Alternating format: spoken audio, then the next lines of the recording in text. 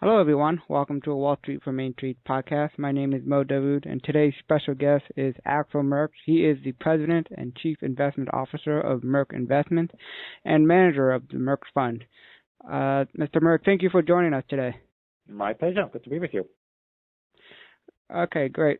So basically, today, podcast, I want to talk about two things that you follow a lot. That's currency and gold.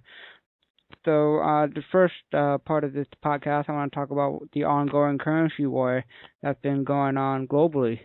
I don't know if you see the New York Times article, but in Brazil right now, if you order a large sheet pizza, it costs $30 in U.S. dollars.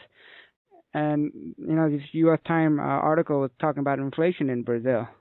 And so I want to ask you, is Brazil a victim of the currency war that's been going on, and how can they fight inflation in their country? Should they depeg their currency against the U.S. dollar?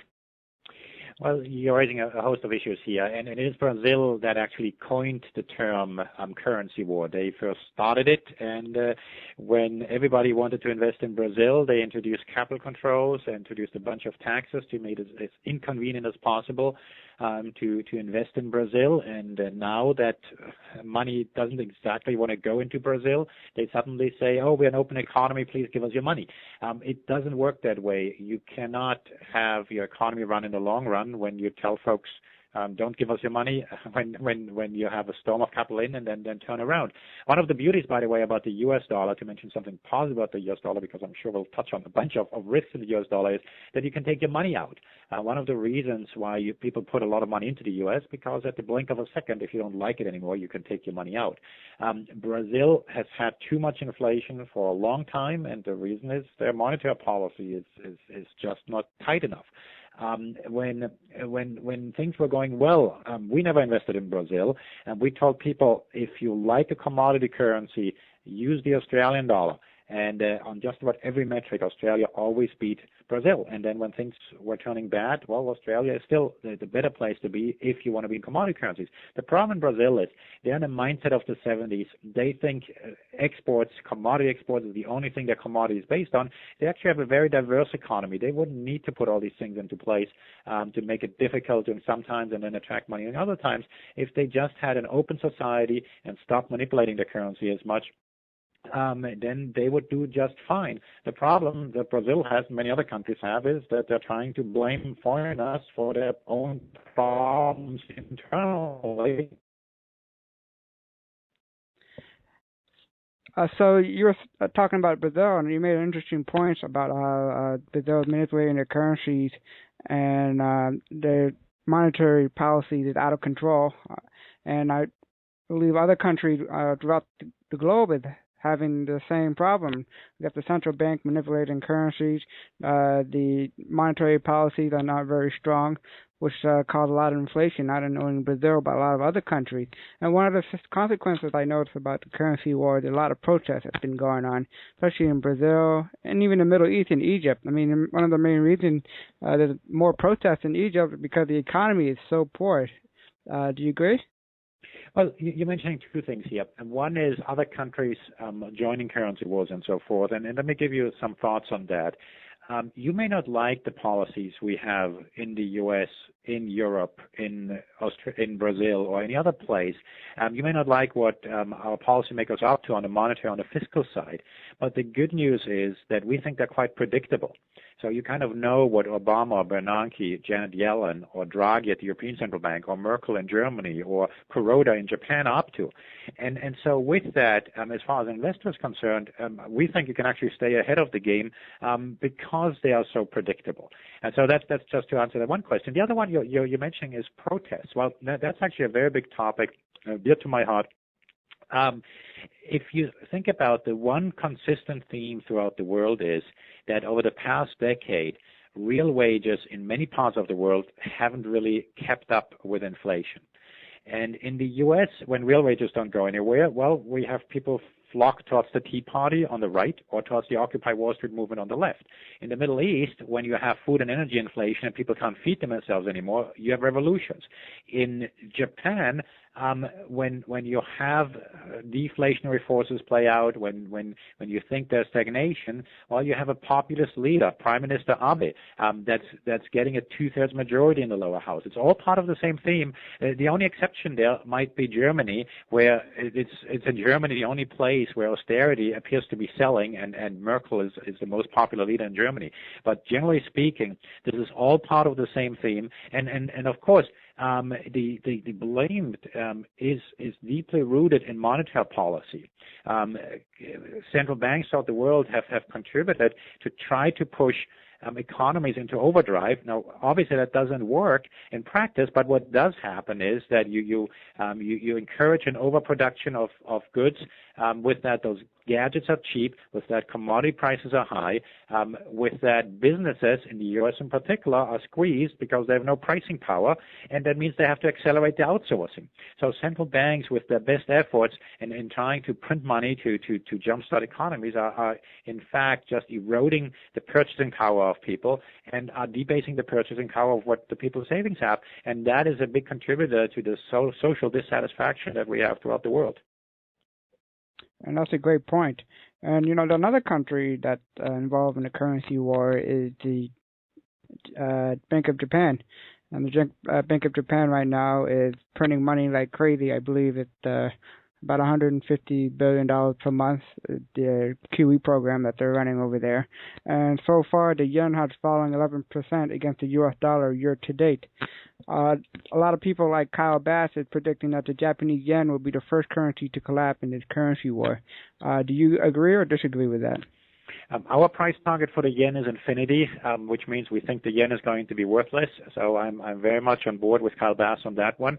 And let me give you a little bit more flavor as to why from an investor point of view. As you know, we actually invest in currencies and try to make a living with that, and aside from investing in gold. If you look at the yen in 2008. In 2008, the yen was the best performing currency. People talked about the U.S. dollar being a safe haven. Well, in 2008, the yen was the safe haven to be. Ever since then, when there's a crisis, yes, the yen still takes up often, but less and less so. And the reason, there are a couple of things. First of all, you can actually look at that. If you correlate, for example, the yen with the VIX index, which is the S&P Volatility Index, you see that this correlation is gradually eroding. Now, it turns out that erosion is happening just about in tandem with the erosion of the current account balance in Japan. Now, that might sound very exotic, but what that means is that when you have a current account surplus, meaning when you don't have to have foreigners finance your deficit, it doesn't really matter how bad your economic growth is. Indeed, the worse the economy grows, if you have a shock to economy, such as the earthquake, the currency actually goes up because consumers are saving more when there's a shock. And all else equal, that's a positive for the currency. Difference is in New Zealand, for example, they have a current account deficit. They had an earthquake a few weeks later, 2 years ago. Well, the currency went down because they have a current account deficit, because foreigners are then less inclined to invest in the country. Now, that current account surplus that Japan used to have has been eroding.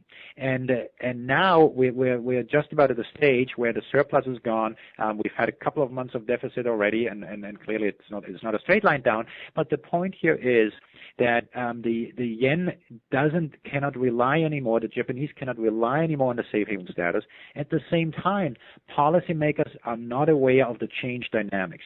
So the Abe government thinks they can just spend a boatload of money, can exert pressure on the Bank of Japan to print a great deal of money, and everything is going to be great. The worst that can happen to Japan, and by the way, that's also the same nightmare we're facing in the U.S., is economic growth. Let some of these policies work.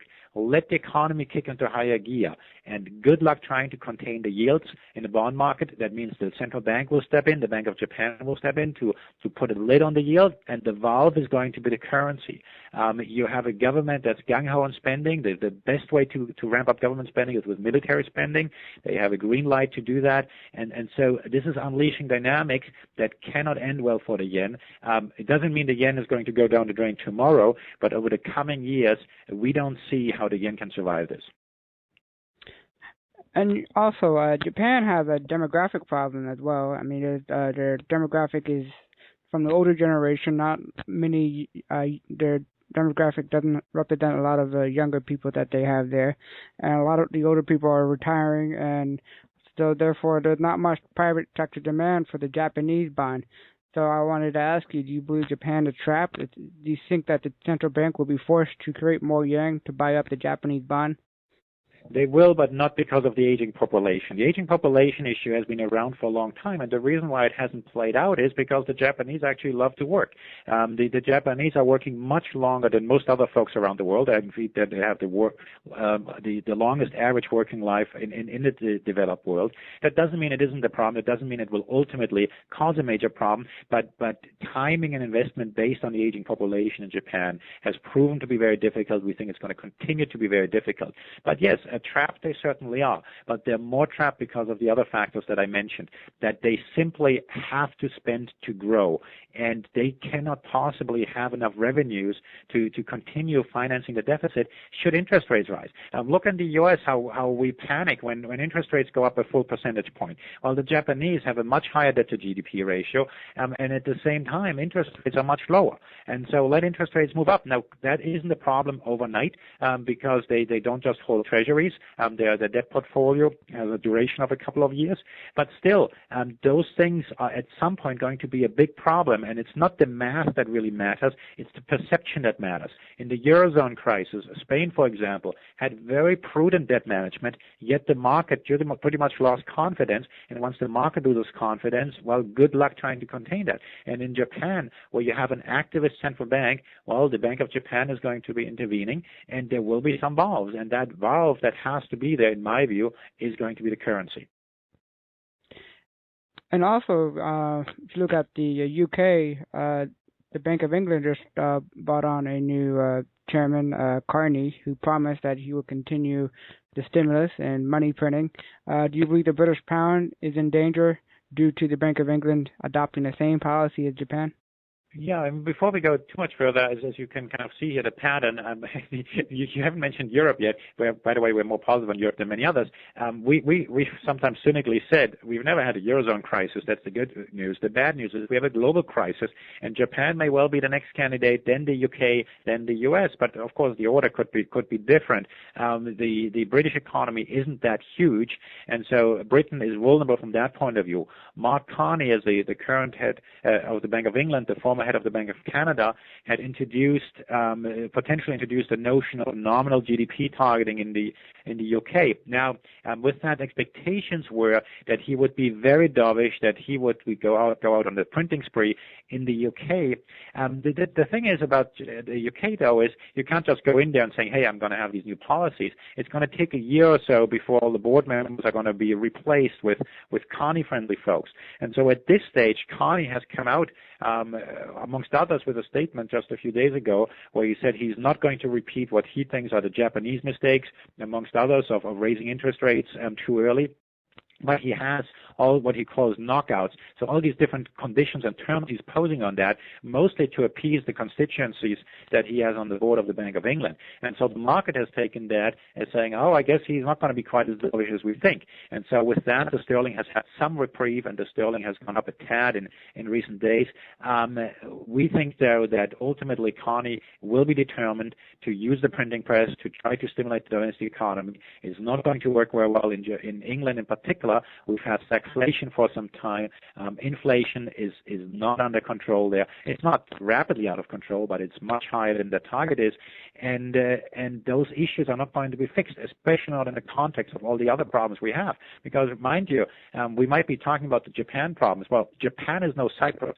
Japan is a major economy. When Japan has a problem, it's going to be felt in the rest of the world. And so it's in that context that central bankers in the rest of the world are also going to, what Tim Geithner would used to call foam the markets, meaning going to use the printing press in order to address the sort of issues that are going to be facing us in the coming years. And I think it's safe to say that the number one agenda for the central bank all over the world is to make sure deflation does not happen in their prospective country. Because I think that for them, deflation is a disease that the economy does not need, even though I disagree. The challenge that we have in the developed world is that we have too much debt. And you have too much debt, there are a couple of ways of dealing with it. You can default on your debt, restructure your debt. You can try to pay off your debt.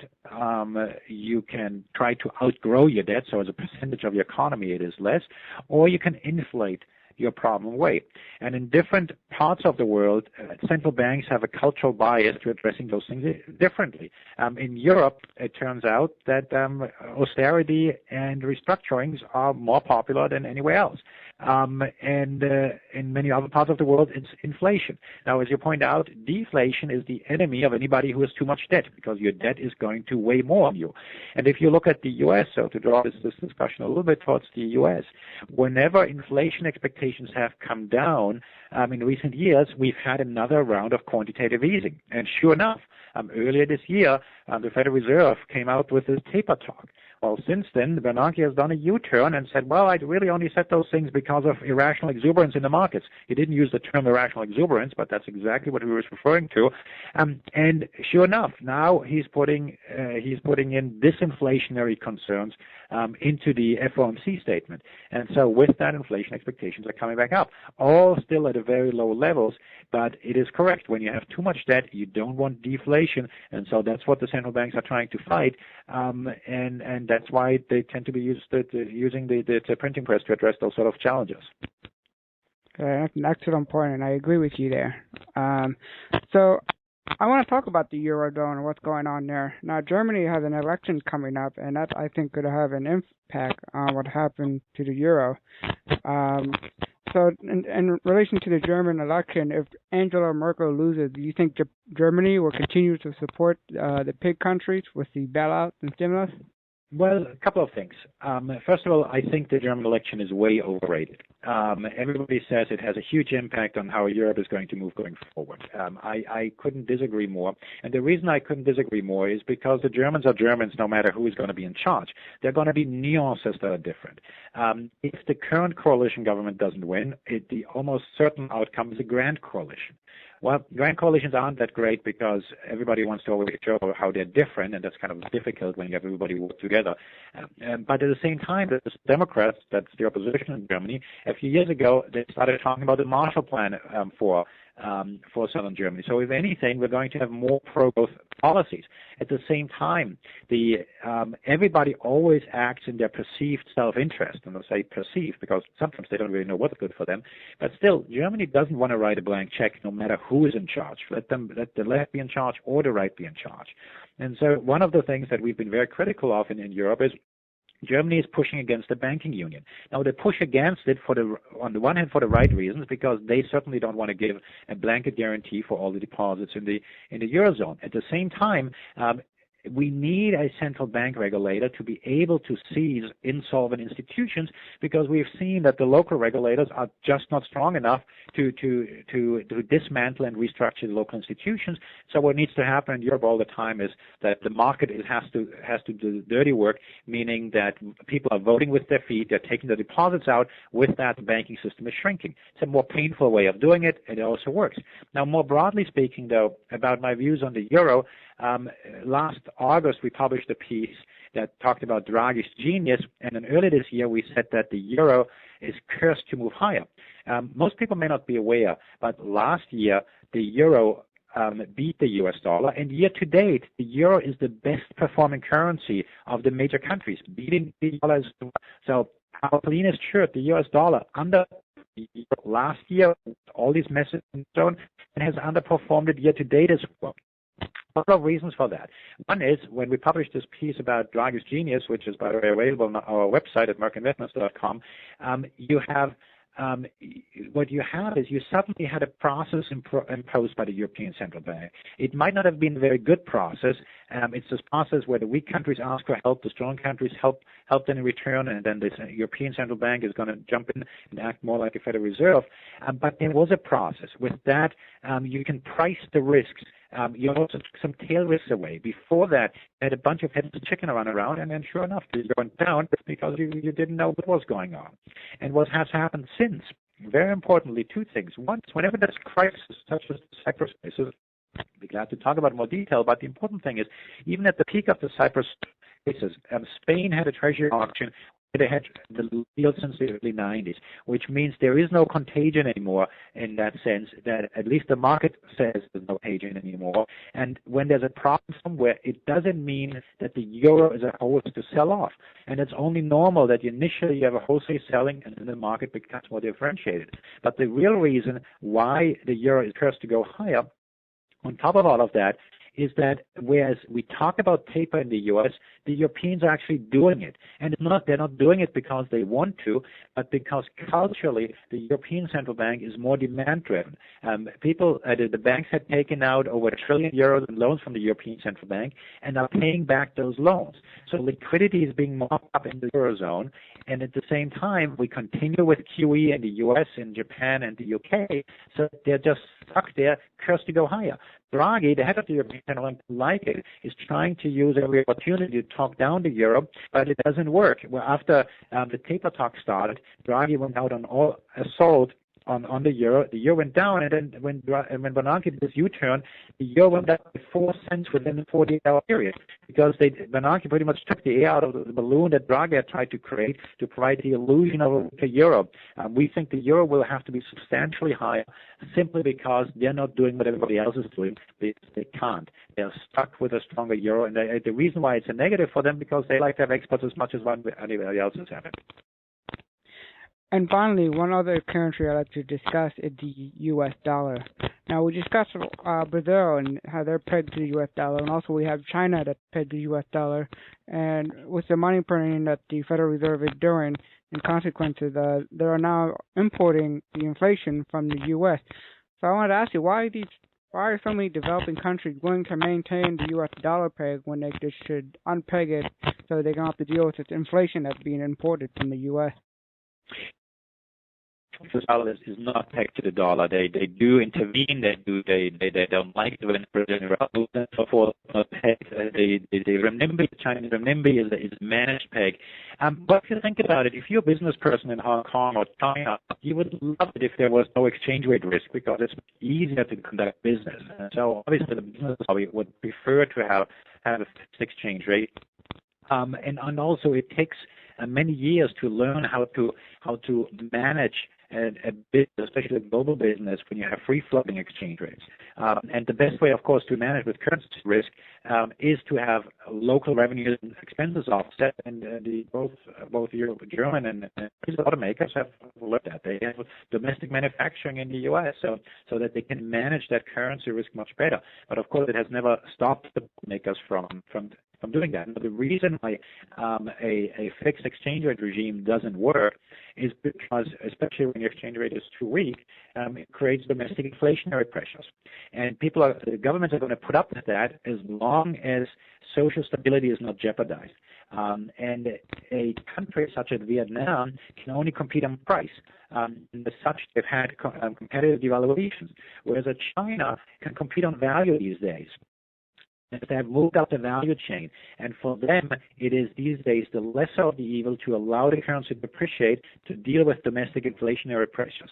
And so that's why they're increasingly taking they have less control in exchange markets, and they're taking things step by step. We would like them to move faster, but unlike most of the rest of the world, the Chinese are actually taking steps in the right direction, providing more competition in the banking sector, providing more liquidity, and by the way, allowing a currency to float is more than just saying, hey, we let the currency float. You need to provide liquidity. And the U.S., one of the side effects of having so much debt is that we have very deep and liquid debt markets. By the way, the other deep and liquid debt markets are the Italian and the Japanese ones. So there are some downsides to that as well. But you want to be able to foster an environment where the money can move around, and that is more than just saying, hey, you allow the currency to buy or sell. You need to develop a domestic and an offshore fixed income market and a whole host of other things, and the Chinese have taken steps in the right direction on that road.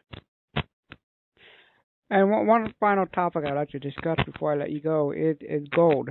And gold has had a tough year so far in 2013.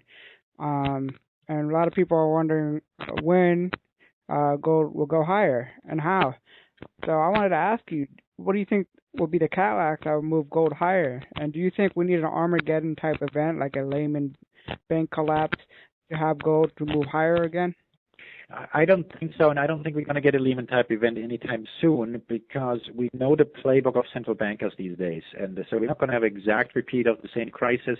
I actually think that the crisis we'll see is that of economic growth, and the reason I say that, I mentioned it earlier, is economic growth is going to put the bond market into a tailspin, and it's going to make it impossible for the government to finance itself over time. Not overnight, but over time. The current for the U.S. government is around 2%. It was around 6% in 2001. We don't need to go back to 6% for that to be a major problem with the additional trillions in debt that we've piled on. And so if we have an average cost of borrowing around 4%, well, good luck having any discretionary spending whatsoever. There's going to be none available. And so that's the major problem going forward. Now, before I talk about where gold is going to go up, though, I'd like to put in perspective the decline we've had. Especially earlier this year, we had this massive drop in the short term. To me, such plunges are more related to the market we deal in general these days than gold specifically. Clearly, when something like gold has gone up for 12 years in a row, it goes up even more when you use leverage. And so there were a lot of levered players in there, and there needed to be a shakeout. And those shakeouts can be very, very violent. Now, you have the same thing in the equity markets. Every time the equity market, the S&P is going down, you've been told that you need to buy again. Well, guess what? At some point, somebody is going to take a profit. And in 1987, people had portfolio insurance in order to be ready for potential crash. It didn't work so well in October 87. Nowadays, we don't have insurance anymore because we have algorithmic trading where anybody can get out of the market in a heartbeat. Well, guess what? At some point in the equity market as well, the bids might just not be there. And so that's to put in the context that the sort of correction we had it can happen in any market. Now, one of the reasons gold has come down is because the prevailing perception was that, we're going to have positive real rates again, and we're going to move more towards a normal sort of environment where we're going to have positive real interest rates, and that's not so favorable to gold. The problem is that that's not going to happen. A problem is, I guess it's a problem if you don't own gold, but the taper talk is being tapered. We've now talked about a bunch of things in Japan and the US and the UK in particular, UK and Japan in particular, where we're going to have some potential major challenges. The reaction by central bankers is going to be by deploying the printing press. In the US, similarly, I don't think we have the sort of recovery that some policymakers would like to have. We have a financial recovery in housing, but we don't have a construction boom. That means as interest rates move higher, that housing market is going to fizzle again.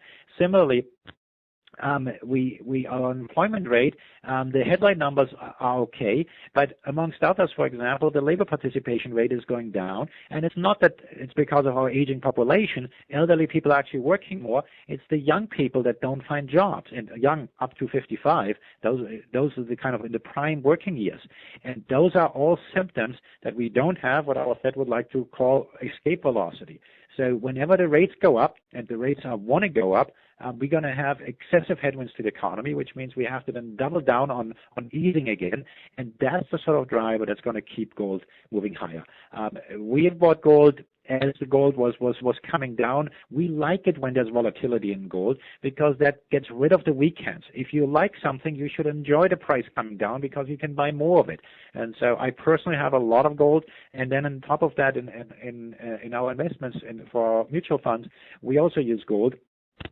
Because we think that long term we have too much debt in the world, and ultimately policymakers, especially in the U.S., the UK, and Japan, will resort to the printing press rather than what the Europeans are trying to do, tackle some of these issues with austerity. All right, I agree there, and volatility has some good side, and the good side is you can buy gold at a bargain price like today, and silver is the same thing as well. And a lot of investors out there, instead of panicking, they should take advantage of this opportunity if they understand the market very well, like myself and you. Do you feel the same way about silver as well? I'm just wondering.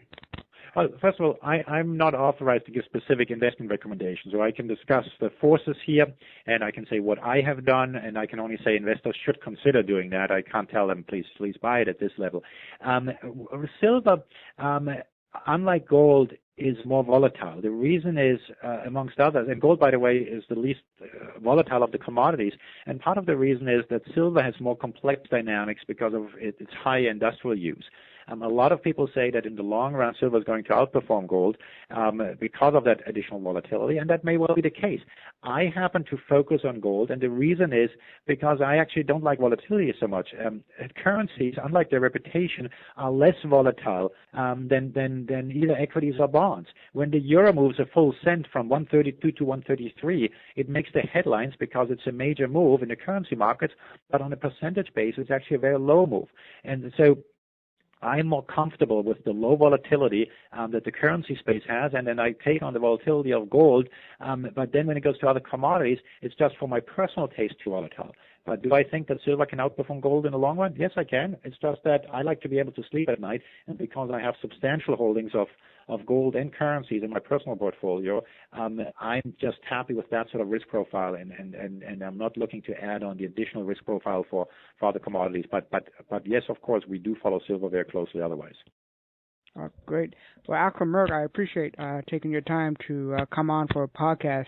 If people want to find out more about Merk Investment and Merk Fund, where can they go? Sure. Well, the two websites, merkinvestments.com is more about our advisory business. Merkfunds.com are the mutual funds we offer. We offer 4 mutual funds that have a currency branding, as I pointed out. We have 2 funds that, if you think that we have the better printing press than the rest of the world, and then we have 2 funds that if you think we have currency wars, and then you can stay a step ahead of the policymakers with a more tactical approach. And then if you just want to know about our economic views, we have a free newsletter at merkinvestments.com. You can sign up for it. And then, of course, you can follow me on Twitter. I'm quite active on Twitter, where you can get the latest interpretation of any news that affects our space. And my Twitter handle is my name, Axel Merk. And I highly recommend people start following him because I think you're one of the top currency experts in the world. So I appreciate having you on. Okay, my pleasure. Have a good one.